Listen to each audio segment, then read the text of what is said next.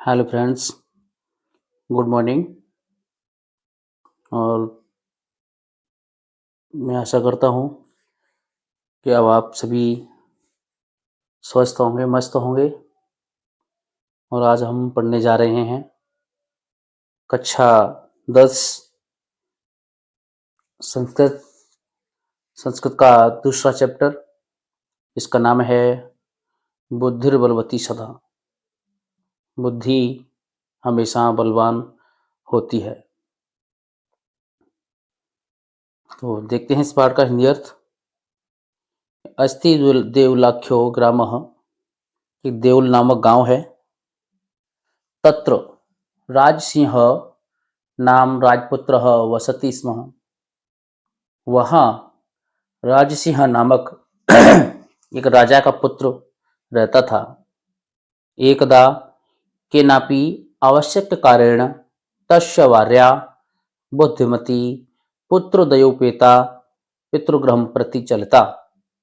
तो एक बार किसी आवश्यक कार्य से उसकी पत्नी बुद्धिमती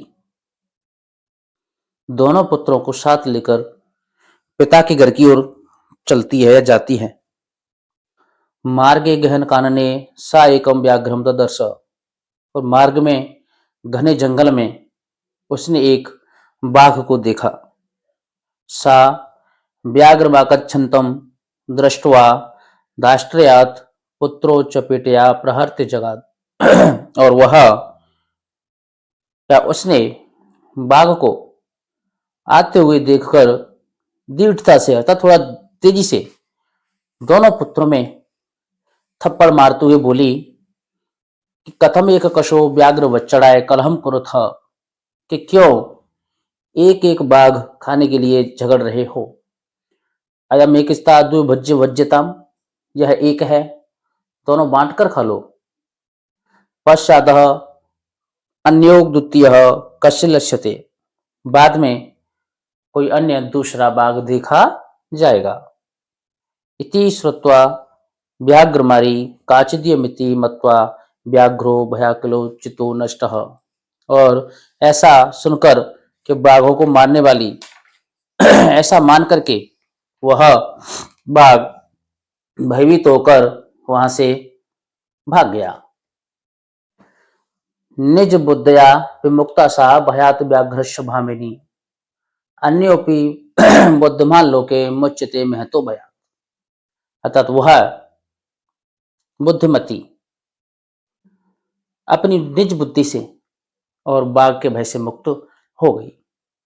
उसी प्रकार इस संसार में जो बुद्धिमान व्यक्ति हैं वह अपनी बुद्धि से, बुद्धि के बल से महान भय से मुक्त हो जाते हैं।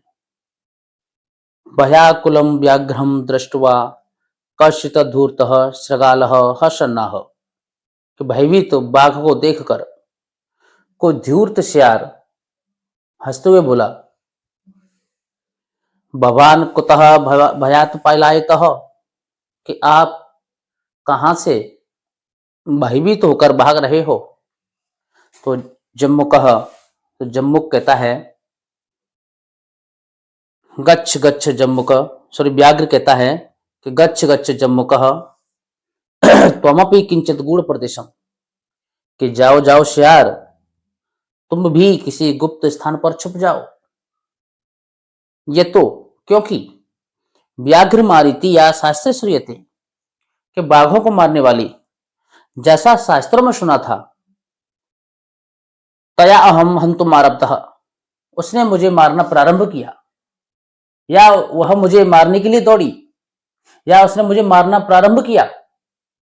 परंतु ग्रहित कर जीव तो नष्ट शीघ्रम तदग्रतः, परंतु मैं हथेली पर जान रखकर शीघ्र वहां से भाग आया। हथेली पर जान रखकर का मतलब होता है कि अपनी मौत के नजदीक से अपनी जान बचाकर भागना।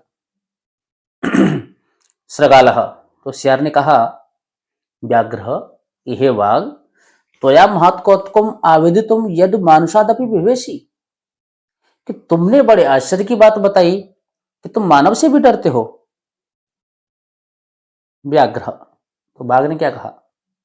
बाघ ने कहा कि प्रत्यक्षमेव मया शाप पितृविककशो मामंतुम कलह यमानो चपेट्या प्रहरन्ति दृष्टा। तो उसने क्या कहा कि मैंने प्रत्यक्ष रूप से अपने दोनों पुत्रों में मुझे एक एक करके खाना खाने के लिए झगड़ते हुए, मैं थप्पड़ मारते हुए देखा है। अर्थात वो जो व्याघ्रमारी है उसके दो पुत्र हैं और वो दोनों पुत्र मुझे एक एक खाने के लिए, अर्थात एक कह रहा था कि इसे मैं खाऊंगा और एक कह रहा था इसे मैं खाऊंगा, ऐसा कहते हुए मैं, तो उसकी मां जो थी व्याघ्रमारी थी, उसने दोनों में थप्पड़ मारा। तो इस प्रकार से उनको दोनों को थप्पड़ मारते हुए मैंने अपनी आंखों से देखा है। तो जम्बुक ने कहा, श्यार श्यार क्या कहता है स्वामी ने कि हे स्वामी, यत्रास्ति सा धूर्ता तत्र गम्यताम। वह धूर्त स्त्री, वह चालाक स्त्री, वह चतुर स्त्री जहां पर वो विराजमान है, जहां पर वो स्थित है, आप वहां पर जाओ। व्याघ्र हे बाघ तव पुनः तत्र गतस्य सा सम्मुखम पीछते यदि। हे बाघ, तुम्हारे वहां पुनः जाने पर यदि वह तुम्हारी ओर देखती भी है, तरही तो या अहम मंतव्यति, तो आप मुझे मार देना। तो आप मुझे मार देना। व्याघ्र, तो व्याघ्र ने कहा श्यार श्रगाल कि हे श्यार, यदि त्वम मां मुक्त्वा यासी तदा बेलापि विलास्यात्। कि हे बाघ, यदि तुम मुझे छोड़ करके चले गए तो शर्त बेशर्त हो जाएगी। अर्थात जब श्यार ने बाघ से कहा था कि यदि वो तुम्हारे वहां पुनः जाने पर, यदि वो तुम्हारी ओर आंख उठा करके भी देखती है तो तुम मुझे मार देना। तो बाघ ने उससे कहा कि हे श्यार, आप एक बात बताओ कि जब ठीक है तुमने बोल दिया कि मैं तुम्हें मार दूंगा, चलो ठीक है मान लिया, लेकिन जब मैं उसके पास जाऊंगा और यदि उसने मुझे देखा या फिर से वो मुझे मारने के लिए दौड़ी, तो मैं वापस यहां पर आऊंगा। तो हो सकता है आप मुझे यहां मिले या ना मिले, या आप पहले से यहां से भाग जाओगे। तो शर्त जो है वो हमारी शर्त बेशर्त हो जाएगी। तो देखिए श्यार ने क्या कहा, जब वो कहा उसने क्या कहा कि यदि एवं, यदि ऐसा है, यदि ऐसा है, तरही तो माम निज गले बदद्वा चल सत्वरम। तो मुझे शीघ्र अपने गले से बांध करके ले चलो।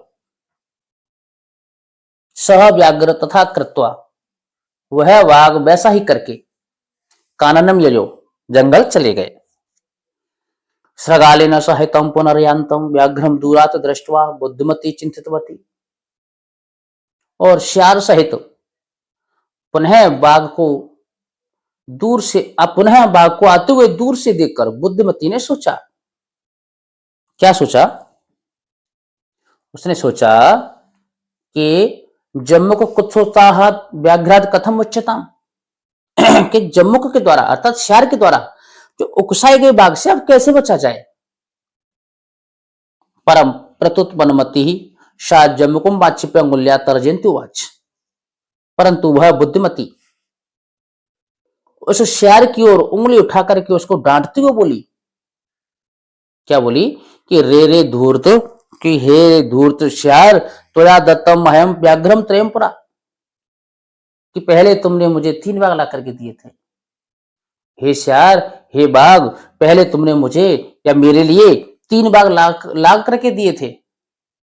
विश्वास अध्यक्ष मानियम कथम यासी बधा दो ना, और मुझे विश्वास दिला करके आज एक ही लेकर कैसे आ रहे हो। इति उक्त्वा धाविता तरुण व्याघ्रमारी भयंकरा। और ऐसा कह करके वह व्याघ्रमारी जो बुद्धिमती थी, वह तेज गति से उनकी ओर दौड़ी। व्याघ्रोपी सहसा नष्ट गलबद्ध श्रगालक। और वह बाघ भी जिसके गले से श्यार बंधा हुआ था, वह भी शीघ्र वहां से भाग गया। एवं प्रकारेण बुद्धिमती व्याघ्रजात भयात पुनरपि मुक्ता अभवत।